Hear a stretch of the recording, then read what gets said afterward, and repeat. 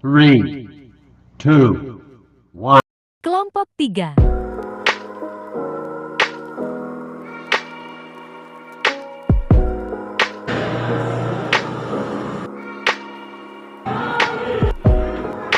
Hai, perkenalkan nama saya Nur Amalia. Pemateri pertama yang kita akan menjelaskan apa-apa saja fase perubahan konstitusi yang dimana Undang-Undang Dasar 1945 Konstitusi Indonesia yang pertama kali disahkan pada 18 Agustus 1945 berapa kali perubahan sejak saat itu.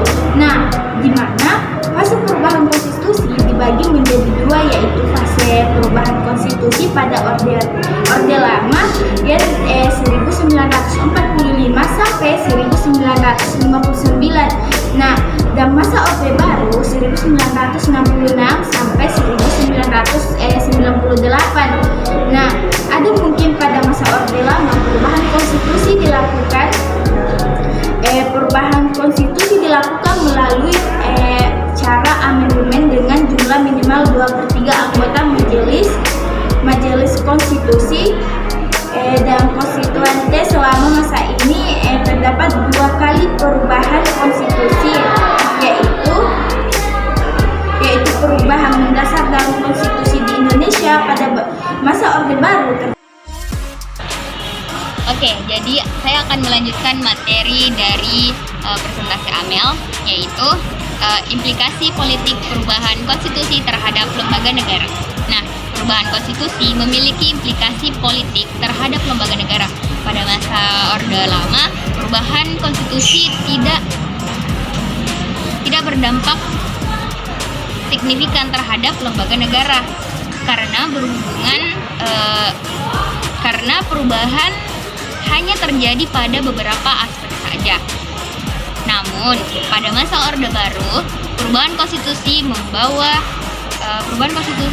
dampak yang signifikan terhadap lembaga negara. Nah, perubahan konstitusi pada masa Orde Baru merupakan sistem perubahan menjadi sistem presidensial dengan ciri otoriter. Hal ini mengakibatkan kekuasaan presidensial itu menjadi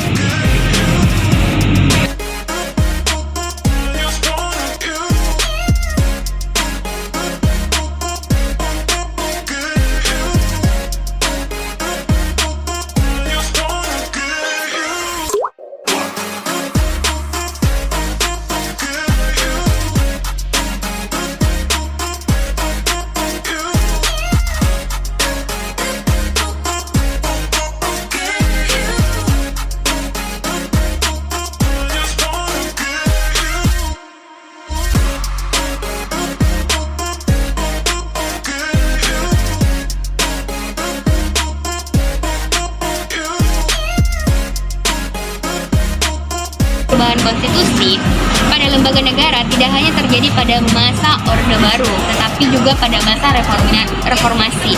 Pada tahun 1999, terjadi perubahan konstitusi yang mengakibatkan adanya perubahan sistem pemerintahan dari sistem presidensial dengan ciri-ciri otoriter menjadi sistem presidensial dengan ciri-ciri demokratis. Perubahan konstitusi lembaga negara. Sabar.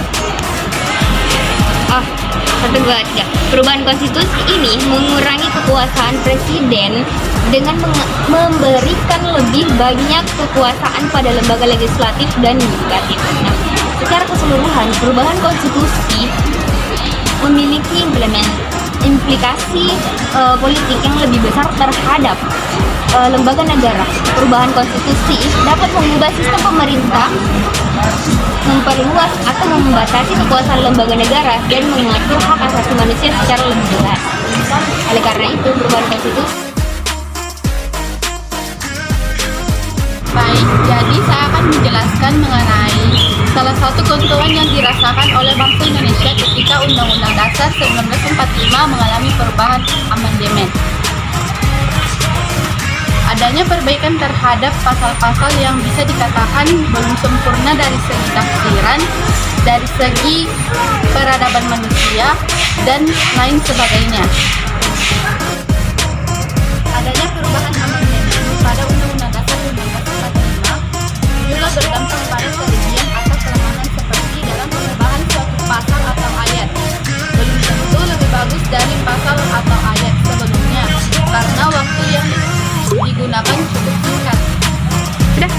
dalam perubahan konstitusi Undang-Undang Dasar 1945 mengatur semua aspek kehidupan masyarakat. Oleh karena itu, sangat berdampak langsung terhadap semua komponen masyarakat karena amandemen ini ditujukan kepada bangsa atau masyarakat yang ada di Indonesia. Sekian, terima kasih. Sejarahnya, Undang-Undang Dasar 1945 telah mengalami 4 kali amandemen. Pada amandemen yang pertama dilakukan di Sidang Umum MPR pada 14-21 Oktober tahun 99. Dalam amandemen pertama ini terdapat 2 perubahan fundamental yang dilakukan, yaitu pergeseran kekuasaan membentuk undang-undang dari Presiden ke DPR dan pembatasan masa jabatan Presiden selama 5 tahun dan sesudahnya dapat dipilih kembali dalam jabatan yang sama hanya untuk 1 kali masa jabatan, serta penegasan kekuasaan legislatif berada di DPR.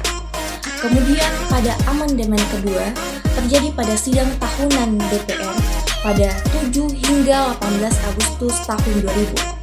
Perubahan kedua terhadap Undang-Undang 1945 dilakukan pada substansi yang meliputi pemerintahan daerah, wilayah negara, warga negara dan penduduk, hak asasi manusia, pertahanan dan keamanan negara, bendera, bahasa, lambang negara, dan lagu kebangsaan. Dan terakhir, lembaga DPR, khususnya tentang keanggotaan, fungsi, hak, maupun tentang cara pengisiannya. Perubahan ketiga atau amandemen ketiga Undang-Undang Dasar diputuskan pada rapat paripurna MPR RI ke-7 tanggal 19 November tahun 2001 sidang tahunan MPR RI. Perubahan substansi amandemen ketiga meliputi pertama, kedudukan dan kekuasaan MPR, kedua, eksistensi negara hukum Indonesia, tiga, jabatan presiden dan wakil presiden termasuk mekanisme pemilihan, 4, pembentukan lembaga baru dalam sistem ketatanegaraan Republik Indonesia, kelima, pengaturan tambahan bagi lembaga DPK, keenam, pemilu. Selanjutnya, perubahan keempat terhadap Undang-Undang 1945 merupakan perubahan terakhir yang menggunakan pasal 37 UUD 1945 pra-amandemen yang dilakukan oleh MPR. Setidaknya ada 9 item substansial pada perubahan keempat UUD 1945, yaitu keanggotaan MPR, pemilihan presiden dan wakil presiden tahap kedua, kemungkinan presiden dan wakil presiden berhalangan tetap, keempat, tentang kewenangan presiden, kelima, hal keuangan dan bank sentral, keenam, pendidikan dan kebudayaan, ketujuh, perekonomian dan kesejahteraan sosial, kedelapan, aturan tambahan dan aturan peralihan, dan kesembilan, kedudukan penjelasan Undang-Undang 1945. Bismillahirrahmanirrahim. Assalamualaikum warahmatullahi wabarakatuh. Perkenalkan, nama saya Nur Amalia. Saya akan menjawab pertanyaan dari Mudia Fadila dari kelompok 4, yang dimana pertanyaan Mudia Fadila itu tentang bagaimana pengaturan prosedur dan praktek perubahan konstitusi di Indonesia dan bagaimana konsep perubahan konstitusi yang baik untuk Indonesia. Nah, ini